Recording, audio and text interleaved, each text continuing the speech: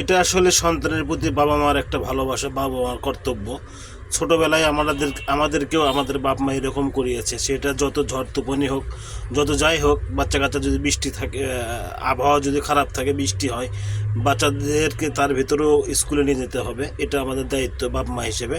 তো সেই দায়িত্বটাই আমরা পালন করছি, আমাদের যেমন আমাদের বাপ মা দায়িত্বটা পালন করছে। তো হ্যালো এভরিওয়ান, কেমন আছেন সবাই? আজ আপনাদেরকে দেখাতে চলেছি বর্ষাকালে আমরা গ্রাম থেকে কীভাবে স্কুলে যাতায়াত করি।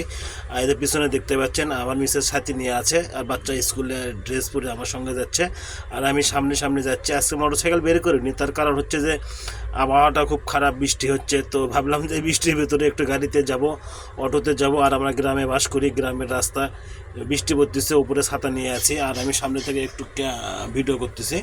তো এটা আসলে অন্যরকম একটা ফিলিংস। তো এটা করার উদ্দেশ্য একটাই, আমাদের এখানে প্রচণ্ড পরিমাণে বৃষ্টি হচ্ছে, আর বাচ্চার পরীক্ষা আছে। তো শত চেষ্টা করেও তো বাসায় রাখা যাবে না, সেজন্য আমরা আসলে রাস্তার দিকে গেলাম। তো সামনে রাস্তা গিয়ে একটা অটো পেলাম।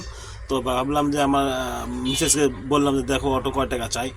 তো যেই কথা সেই কাজ, অটো ঠিক করে অটোর ভিতরে অলরেডি আমরা উঠে প্রস্তুতি নিচ্ছি। অটোটা উঠলো, আমিও উঠবো ইনশাল্লাহ। তো তারপরে অটোটা নিয়ে আমরা আস্তে আস্তে রাস্তার দিকে যাব। তো আসলে প্রাকৃতিক সৌন্দর্যটা অনেক ভালো লাগলো আমাকে। অনেকদিন পরে অটোতে করে যাচ্ছি, আর মোটরসাইকেল বের করলে বৃষ্টিতে গা ভিজে যাবে, এই জন্যই অটোতে করে যাওয়া। তো যাতে আসলে এটা আমরা মাঝপথে চলে এসেছি। এটা আমাদের সাবগ্রাম বাইপাস। তো আসলে অনেক জায়গায় এখানে দেখতে খুব ভালো লাগছে। বৃষ্টির রাস্তা দেখতেই পাচ্ছেন, রাস্তাটা অনেক ভিজা, বৃষ্টি পড়ছে। তো এর ভিতরেই আমরা অটো নিয়ে যাচ্ছি। আমাকে আসলে যে বিষয়টা খুব ভালো লাগছে, কারণ অনেকদিন পরে অটো চলে যাচ্ছি।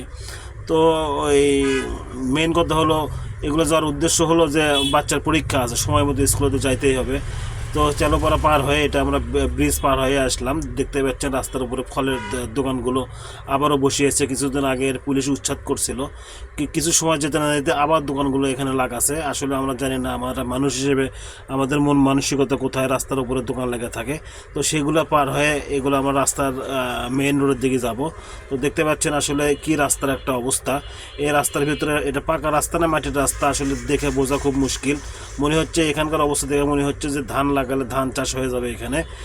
এটা গ্রাম না শহর, আমি আসলে আমার কাছে বোধগম্য নয়। তারপরেও রিস্কাওয়ালারা যে রকম আচরণ করে, রিস্কা এক জায়গায় দাঁড়িয়ে থাকলে রিস্কা সরতেই চায় না।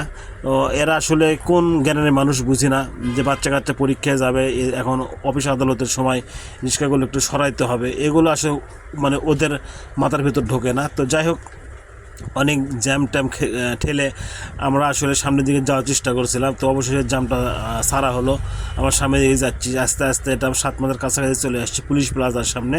এটা অত্যাধুনিক একটা মার্কেটটা খুব ভালো লাগে আমাকে। পুলিশ প্লাজার সামনে দিয়ে আস্তে আস্তে 7 মাথার দিকে যাবো, 7 মাথার দিকে যাচ্ছি। এই 7 মাথায় আমরা বলতে চলে আসছি। এটা আমাদের বগুড়া জেলা স্কুল।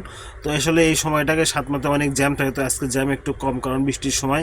তারপরেও জ্যাম নাই বলে আসলে ভুল হবে, জ্যাম আছে, জ্যাম থাকবেই 7 মাথার মতো একটা জায়গা।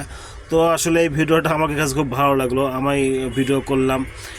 এখান থেকে আমি নেমে যাব, আর ওরা আসলে এই অটোতে করেই স্কুল দিকে চলে যাবে। তো ভিডিওটা আপনাদের কেমন লেগেছে, আমাদের বগুড়া শহরটা কেমন লাগলো, বগুড়া শহরের 7 মাথাটা আপনাদেরকে কেমন লাগলো, অবশ্যই কমেন্ট বক্সে জানাবেন। তো জ্যামের ভিতরে কিছুক্ষণের জন্য 7 মাথাও আটকে ছিলাম। তো 7 মাথা আটকে থাকার পরে আমি ওদেরকে বিদায় করে দিয়ে অটো রিক্সা ছিলাম। তো আজকের ভিডিওটা এই পর্যন্ত। সবাই ভালো থাকবেন, সুস্থ থাকবেন। আসসালামু আলাইকুম।